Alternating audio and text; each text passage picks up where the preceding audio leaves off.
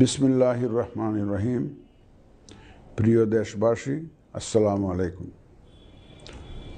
মহান সৃষ্টিকর্তার কাছে শুকরিয়া, তিনি বহু প্রতীক্ষিত ত্রয়োদশ জাতীয় সংসদ নির্বাচন এবং জুলাই জাতীয় সনদ সংবিধান সংস্কার বাস্তবায়ন আদেশ 2025 এর উপর অনুষ্ঠিতব্য গণভোটের তফসিল নিয়ে আপনাদের সামনে হাজির হওয়ার সুযোগ দিয়েছেন। বক্তব্যের শুরুতে মহান বিজয় দিবসের প্রাক্কালে দেশবাসীকে জানাই অগ্রিম শুভেচ্ছা। মহান মুক্তিযুদ্ধে শহীদদের প্রতি জানাচ্ছি বিনম্র শ্রদ্ধা এবং তাদের আত্মার মাগফিরাত কামনা করছি। একই সাথে জুলাই আগস্ট 2024-এর ছাত্র গণ অভ্যুত্থানে শহীদদের স্মৃতির প্রতি জানাচ্ছি আমার শ্রদ্ধা এবং তাদের আত্মার শান্তির জন্য দোয়া করছি। মহান মুক্তিযুদ্ধ থেকে শুরু করে 2024-এর ছাত্র গণ অভ্যুত্থান পর্যন্ত সার্বভৌমত্ব এবং গণতন্ত্র প্রতিষ্ঠা ও রক্ষার সকল আন্দোলনে যারা আহত, নির্যাতিত ও ক্ষতিগ্রস্ত হয়েছেন তাদের প্রতি জানাই আমার আন্তরিক সমবেদনা। আহতদের দ্রুত আরোগ্য এবং স্বাভাবিক জীবনের জন্য প্রার্থনা করছি। প্রিয় দেশবাসী, জাতি হিসেবে আমাদের অমোঘ শক্তি হচ্ছে স্বাধীনতা, সার্বভৌমত্ব ও গণতন্ত্রের জন্য আমাদের ভালোবাসা ও আত্মত্যাগ। জাতির প্রত্যাশাকে ধারণ করে আমাদের সংবিধান রাষ্ট্রের উপর জনগণের একচ্ছত্র মালিকানা নিশ্চিত করেছে। জনগণের প্রতিনিধিত্বশীল মালিকানা প্রতিষ্ঠার একমাত্র পথ হচ্ছে নির্বাচন। দুঃখজনক হলেও সত্য যে মানসম্মত নির্বাচনের অনুপস্থিতি প্রায়শই আমাদের ঐতিহ্য এবং সামষ্টিক প্রত্যাশাকে ম্লান করেছে। এমনই এক প্রেক্ষাপটে 2024-এর গণ অভ্যুত্থান সংঘটিত হয়েছে। আমাদের ভাই বোন সন্তানদের রক্তের উপর দাঁড়িয়ে আমাদের অঙ্গীকার হচ্ছে একটি সুষ্ঠু ও সুন্দর নির্বাচন অনুষ্ঠান, যা জাতি হিসাবে আমাদের প্রত্যাশা পূরণ করবে এবং বিশ্ব দরবারে আমাদের ভাবমূর্তি উজ্জ্বল করবে। আমার দৃঢ় বিশ্বাস আপনারা একই প্রত্যাশা ধারণ করেন এবং একই অঙ্গীকারে অঙ্গীকারাবদ্ধ। প্রিয় দেশবাসী, সুষ্ঠু ও গ্রহণযোগ্য নির্বাচনের লক্ষ্যে গত এক বছরে আমরা বেশ কিছু গুরুত্বপূর্ণ কাজ সম্পাদন করেছি। একটি স্বচ্ছ নির্বাচনের পূর্বশর্ত হচ্ছে একটি নির্ভুল, পূর্ণাঙ্গ ও স্বচ্ছ ভোটার তালিকা। আমরা শুরুতেই এই কাজে হাত দিই। গত এক বছরে নতুন ভোটার অন্তর্ভুক্তির পাশাপাশি ভোট বিমুখ এবং বাদ পড়া প্রায় 45 লক্ষ ভোটারকে তালিকায় অন্তর্ভুক্ত করা হয়েছে এবং 21 লক্ষাধিক মৃত ভোটারকে তালিকা থেকে বাদ দেওয়া হয়েছে। নারী ভোটারদের যথাযথ অন্তর্ভুক্তির অভাবে পুরুষের সাথে নারী ভোটারের ব্যবধান বেড়ে প্রায় 29 লক্ষে গিয়ে দাঁড়ায়। বাদ পড়া নারী ভোটারদের মাঝে সচেতনতা সৃষ্টির মাধ্যমে সেই ব্যবধান উল্লেখযোগ্যভাবে কমিয়ে আনা হয়েছে। আইন সংশোধন করে ভোটার হওয়ার যোগ্যতার তারিখ প্রতি বছর 1 জানুয়ারির পরিবর্তে কমিশন কর্তৃক নির্ধারিত দিনে নির্ধারণ করা হয়েছে। এর ফলে 31 অক্টোবর 2025 পর্যন্ত যোগ্য তরুণ ভোটারগণ ভোট দিতে পারছেন। গত 18 নভেম্বর প্রকাশিত তালিকা অনুযায়ী বর্তমানে দেশে ভোটারের সংখ্যা দাঁড়িয়েছে 12,76,95,183 জনে। এর মধ্যে পুরুষ ভোটারের সংখ্যা 6,48,14,907 জন এবং নারী ভোটারের সংখ্যা 6,28,79,042 জন। গত এক বছরে নির্বাচন কমিশনের সক্ষমতা বৃদ্ধির পাশাপাশি সংশ্লিষ্ট সকলের জবাবদিহিতা বাড়াতে আমরা বহুবিধ আইনি ও কাঠামোগত সংস্কার সম্পন্ন করেছি। গণপ্রতিনিধিত্ব আদেশ এবং রাজনৈতিক দল ও প্রার্থীদের আচরণবিধিতে যথাযথ পরিবর্তন, সংশোধন ও পরিমার্জন করা হয়েছে। নির্বাচন ব্যবস্থা সংস্কার কমিশনের বিভিন্ন সুপারিশের পাশাপাশি নির্বাচন কমিশনের নিজস্ব মূল্যায়ন ও অংশীজনের পরামর্শের ভিত্তিতে এসব সংস্কার করা হয়েছে।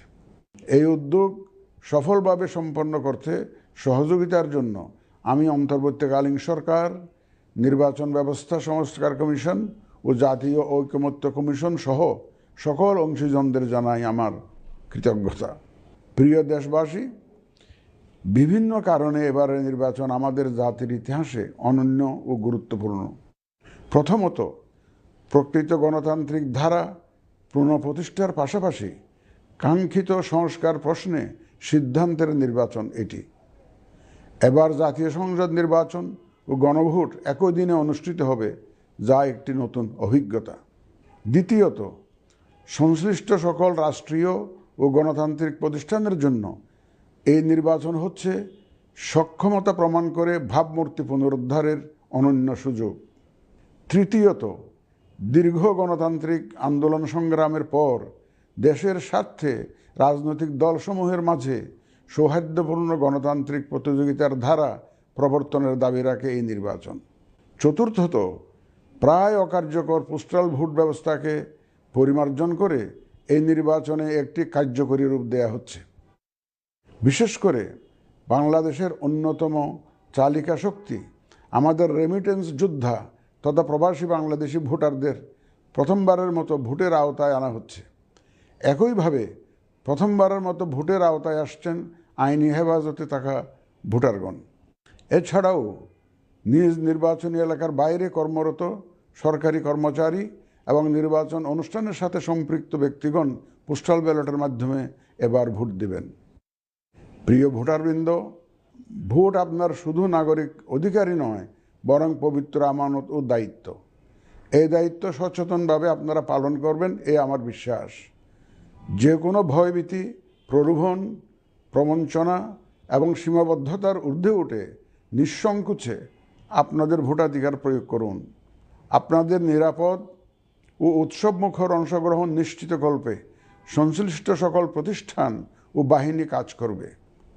ধর্ম, গোত্র, গোষ্ঠী, লিঙ্গ নির্বিশেষে সকলে এই আনন্দ আয়োজনে অংশগ্রহণ করুন। পরিবারের প্রতিবন্ধী, বয়স্ক ও সন্তান সম্ভবা মা সহ সকলকে নিয়ে ভোট দিতে আসুন। আমি আশা করি আপনাদের স্বতঃস্ফূর্ত অংশগ্রহণের মাধ্যমে ভোটের অনুষ্ঠান উৎসবে রূপ নেবে।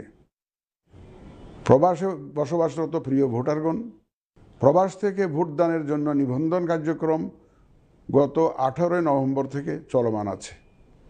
আগামী 25 ডিসেম্বর পর্যন্ত পোস্টাল ভোট বিডি অ্যাপের মাধ্যমে পৃথিবীর যে কোনো স্থান থেকে ভোটদানের জন্য আপনারা নিবন্ধন করতে পারবেন। আপনারা এই সুযোগ গ্রহণ করে ভোটে অংশ নিন, দেশ গঠনে আপনাদের অধিকার বুঝে নিন। প্রবাসী ভোটারগণ ছাড়াও দেশের ভিতরের 3 ধরনের ভোটার পোস্টাল ব্যালটে ভোট দিতে পারবেন, যা ইতিমধ্যে উল্লেখ করেছি। প্রবাসী ভোটারগণের পাশাপাশি এই 3 ধরনের ভোটারগণ আগামীকাল থেকে শুরু করে আগামী 25 ডিসেম্বর 2025 পর্যন্ত পোস্টাল ভোট বিডি অ্যাপের মাধ্যমে এবং নির্ধারিত পদ্ধতিতে পোস্টাল ভোটের জন্য নিবন্ধন করতে পারবেন। ব্যক্তি ভোটার ও প্রতিষ্ঠানসমূহের প্রতি আমার আহ্বান, আসুন আমরা আমাদের ভোটাধিকার নিশ্চিত করি এবং ভোটে অংশ নেই। প্রিয় দেশবাসী, বর্তমান সময়ে সামাজিক যোগাযোগ মাধ্যমে বিভিন্ন বিভ্রান্তিমূলক তথ্য ছড়ানো হয়ে থাকে। বিশেষ করে কৃত্রিম বুদ্ধিমত্তা ব্যবহার করে অসত্য তথ্য ও অপতথ্যের বিস্তার দিনকে দিন বেড়ে চলেছে। প্রতিপক্ষ দল ও প্রার্থীকে হেয় করার পাশাপাশি নারীদের প্রতি বিদ্বেষমূলক প্রচারণা আমাদের ঐতিহ্যকে ক্ষুণ্ণ করে এবং নির্বাচনকে কলুষিত করে। দেশের প্রচলিত আইন অনুযায়ী এসব রোধে প্রয়োজনীয় ব্যবস্থা গ্রহণ করা হবে। আপনাদের প্রতি আমার বিশেষ অনুরোধ, অসত্য এবং অসৎ উদ্দেশ্যে প্রচারিত কোনো তথ্যে কান দিবেন না, গ্রহণ করবেন না। মনে রাখবেন, অসত্য তথ্য শেয়ার করাও শাস্তিযোগ্য অপরাধ। আমি এবার নির্বাচনে অংশগ্রহণে ইচ্ছুক প্রার্থী এবং দলসমূহের প্রতি দু একটি কথা বলতে চাই।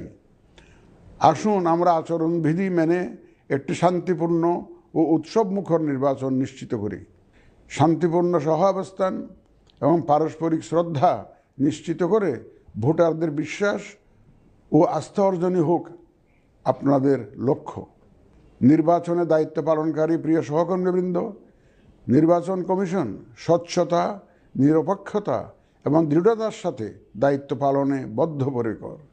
কমিশনের অংশ হিসাবে আপনারা নির্ভয়ে সততা ও নিরপেক্ষতার সাথে দায়িত্ব পালন করবেন।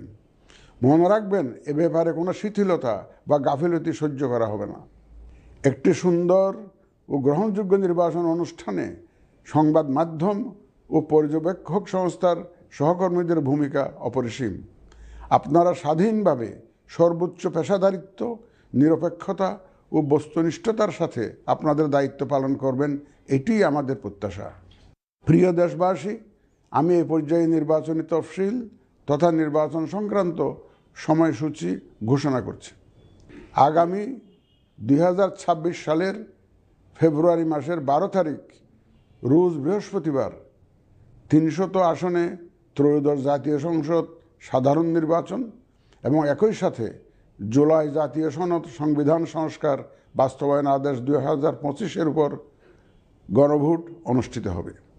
ত্রয়োদশ জাতীয় সংসদ নির্বাচনের জন্য মনোনয়নপত্র দাখিলের শেষ তারিখ আগামী 29 ডিসেম্বর 2025 রোজ সোমবার। মনোনয়নপত্র বাছাই হবে আগামী 30 ডিসেম্বর 2025 রোজ মঙ্গলবার হতে 4 জানুয়ারি 2026 রোজ রবিবার পর্যন্ত।